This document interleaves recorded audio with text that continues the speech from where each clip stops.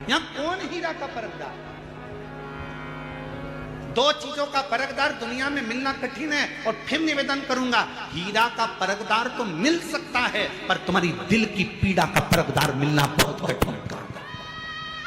दुनिया का सबसे कठिन काम है जो पीड़ा को परख है। हीरा का परखदार फिर भी मिल सकता है, बता सकता है 50,000 का है, 1 लाख का है, 10 लाख का है, पर दिल की पीड़ा कौन समझे?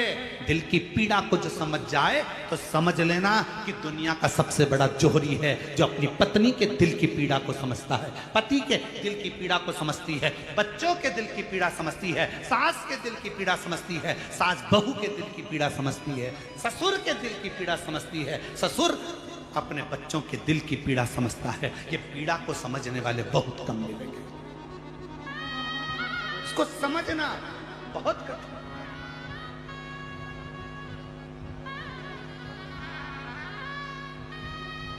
कभी कभी मिलने वाली, चलो मैं तुम्हारे साथ चलूं। महिषासुर का भी ऐसा ही था, अपनी सारी रानियों से प्रेम करता था, गजदंती पर ध्यान नहीं देता था। महिषासुर मर गया, प्राण जिस दिन छूटे, अंतिम संस्कार जिस दिन हुआ, उसके कुछ समय के बाद गजदंती को मालूम पड़ा कि मेरा गर्भ ठहरा हुआ है, मेरा गर्भ है। ये गजदंती को मालूम पड़ा। पति दिखता नहीं था, उसने तो शादी इसलिए करी थी गजदंती से क्योंकि वीर बड़ी थी।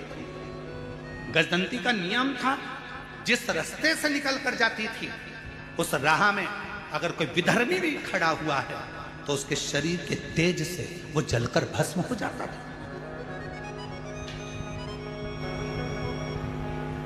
एक सात्वित्ववान पतिव्रता, धर्म का पालन करने वाली, पति को परमेश्वर मानने वाली एक स्त्री का सात्वित्व बड़ा तीव्र होता है, बड़ा।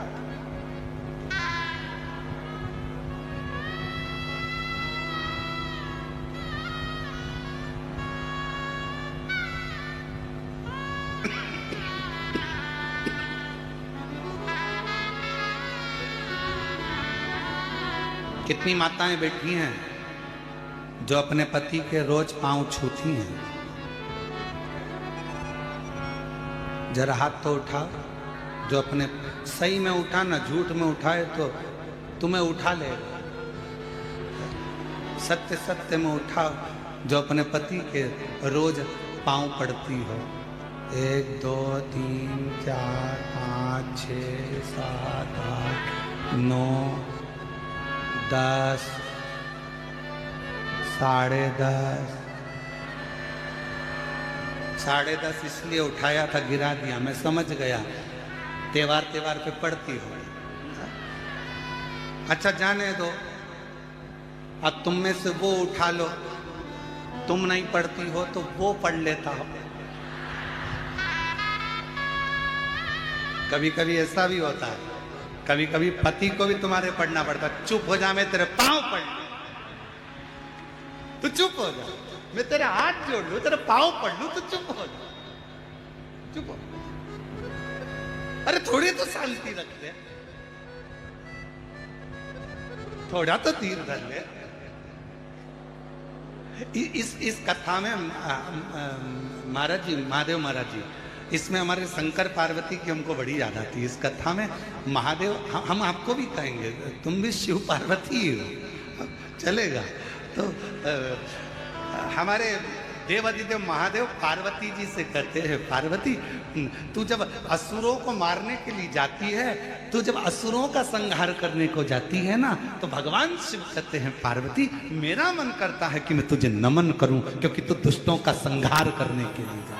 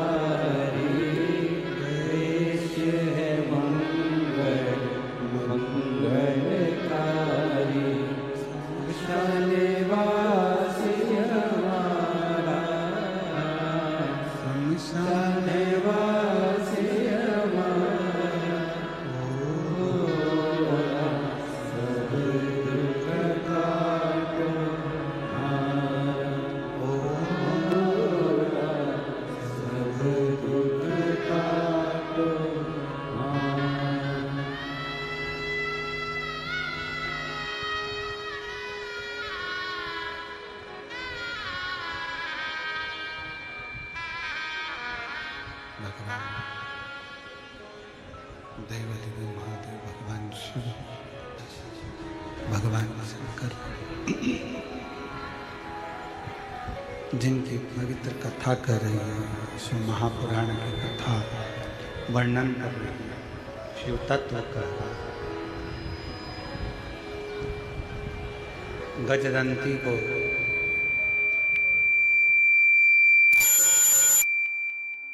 असुर देखता भी नहीं था और वो गजदंती अपने पति के जाने के बाद बहुत विलाप करती है। बहुत विलाप करा, रिटर्न नहीं आ रहा है। बहुत विलाप करा और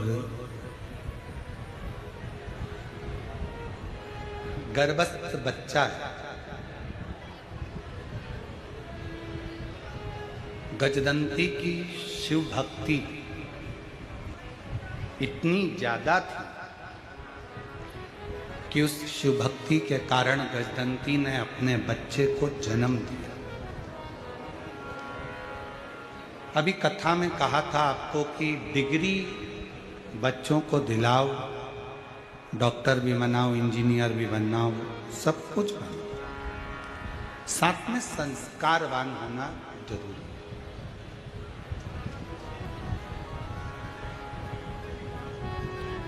मैं श्री महादेव महाराज जी को इस बात के लिए साधुवाद दूंगा कि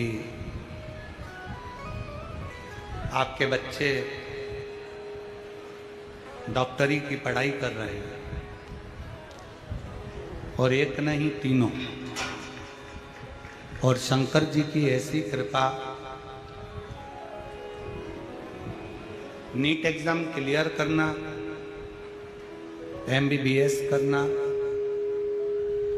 पढ़ाई करना, उसके साथ में संस्कारों से भी आपने अपने बच्चों को पोषित किया। और ये आज के समय के लिए दुनिया की सबसे बड़ी चुनौती है महाराज कि आज की शिक्षा प्रणाली के साथ में अपने घरों के संस्कार बच्चों में होना जरूरी है।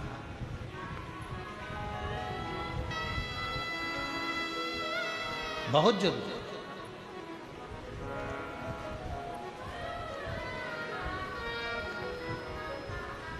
अपने कुल में, अपने घर में जो संस्कार हैं अपने बच्चों में, वो होना चाहिए। गजदंती शिव पर आश्रित रहती थी, महिषासुर की पत्नी।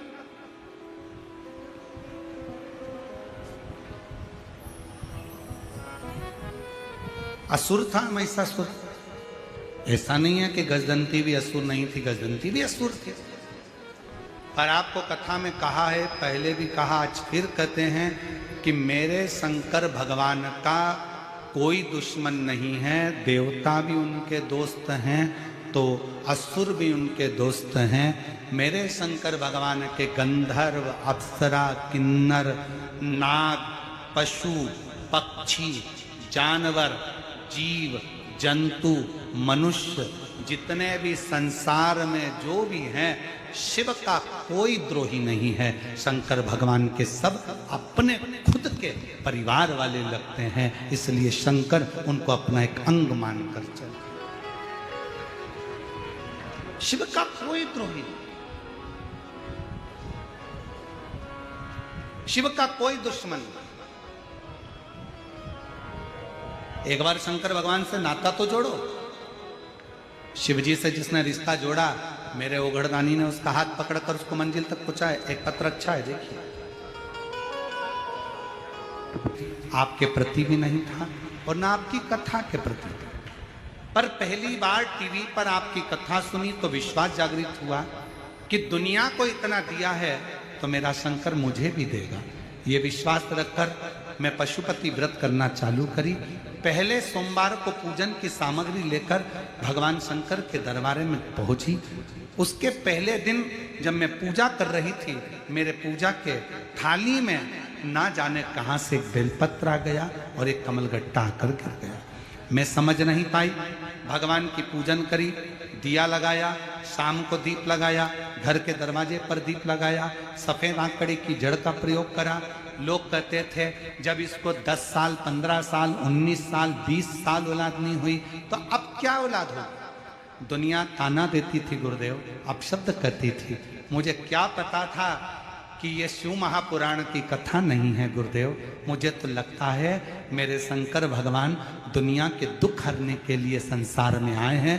मुझे लगा कि ये शिव पुराण की कथा में कुछ तो है। भगवान की कृपा हुई और बाबा की कृपा से 20 साल के बाद, डॉक्टर भी आश्चर्य में है, मेरे घर में पुत्र रत्न की प्राप्ति हुई। मैं बाबा को प्रणाम करने के लिए यहाँ आई हूँ। बेटे का फोटो लगाया है।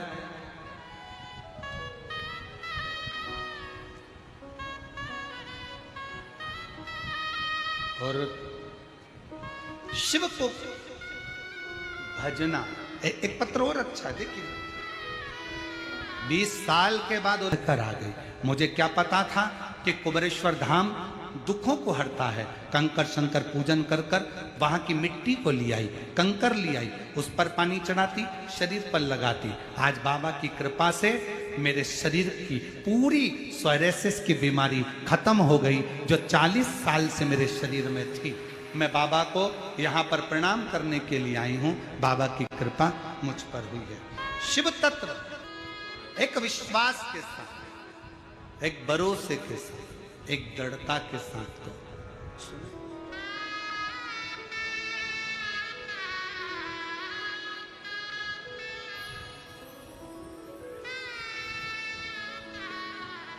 शिव कथा कह रही है, भगवान शंकर का चरित्र कह रहा है। गजंती ने अपने पुत्र को जन्म दिया, गजासुर को। असुर है, राक्षस है, राक्षस प्रवृत्ति की है, पर भीतर शिव समाया हुआ। शंकर कोई नहीं माने मत मानो।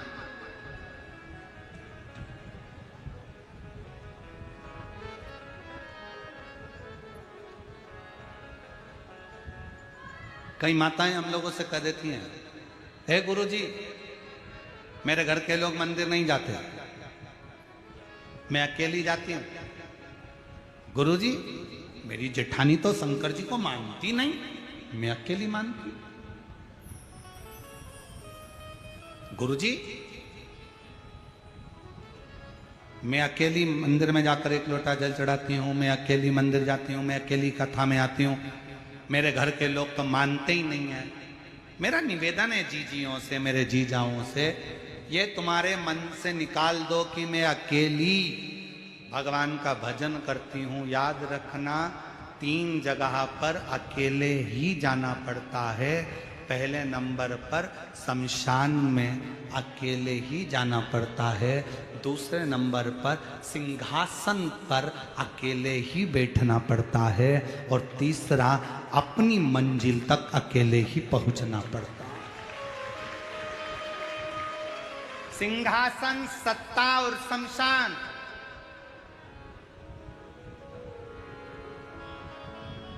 प्रधानमंत्री की सीट एक ही है, राष्ट्रपति की सीट एक ही है, मुख्यमंत्री की सीट एक ही है, विधायक की सीट एक ही है, अध्यक्ष की सीट एक ही है। उपाध्यक्ष हो सकते हैं, सह मुख्यमंत्री हो सकते हैं, परंतु जो मूल गादी, सत्ता,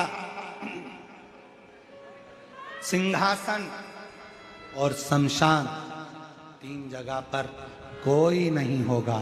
तुम अकेले, कोई नहीं। ये निकाल दो मन से कि मैं अकेली भगवान का भजन करूं। उस बहन से पूछो जिसके यहां 20 साल तक औलाद नहीं, और वह पत्र में लिखती है, सब दूर से निराशा थी। हर एक व्यक्ति ने यही कहा था कि मैं मां नहीं बन सकती, पर मैंने टीवी पर कथा सुनी और विश्वास किया, जब दुनिया को दे सकता है तो क्या मेरा महादेव मुझे नहीं दे सकता।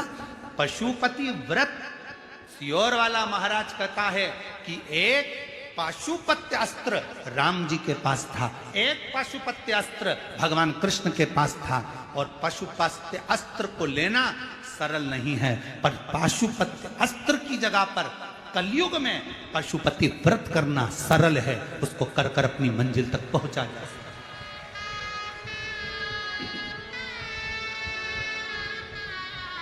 उस तक पहुंच सकते हो। आप उस मंजिल तक पहुंचने के लिए आपको केवल अपने विश्वास को दृढ़ करना पड़ेगा। मुझे मना कर दिया, सबने कह दिया संतान नहीं होगी, 20 साल निकल गए, पर भरोसा नहीं छोड़ा, विश्वास नहीं छोड़ा, दृढ़ता नहीं छोड़ी। और आज बाबा की कृपा से 20 साल। किसी माँ से पूछना कि जिसके यहाँ 2 साल 4 साल 5 साल संतान नहीं होती ना, उसको कैसा महसूस होता है। जिसके यहाँ 20 साल के बाद अगर गोदी में लाल दिया हो बाबा ने, तो उससे पूछना कि उसकी जिंदगी की सबसे बड़ी पूंजी और खुशी मिल गई।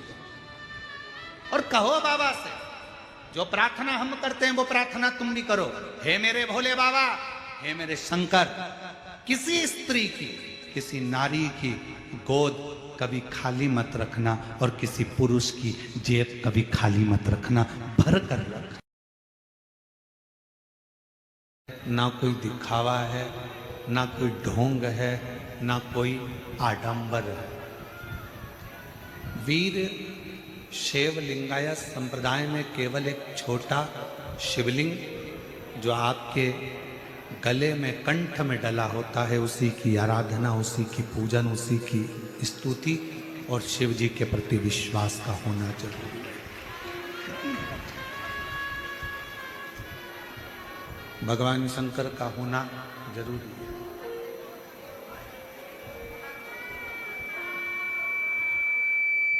और इस वीर शैव लिंगायत संप्रदाय के अंतर्गत, वीर शैव लिंगायत संप्रदाय के अंतर्गत एक शिवलिंग को ही केंद्र माना जाता है। इसमें भगवान शंकर को ही केंद्र मान लिया। अंदर की आवाज बढ़ाओ, बाहर की आवाज अंदर आ रही है। बाहर की आवाज थोड़ा डाउन करके अंदर की आवाज थोड़ी सी कर खोलिए। वीर शैव लिंगायत संप्रदाय में केवल एक शिवलिंग को केंद्र बिंदु माना गया, और उनका मूल विश्वास केवल एक शिव है। उनका एक मूल विश्वास केवल एक शंकर है।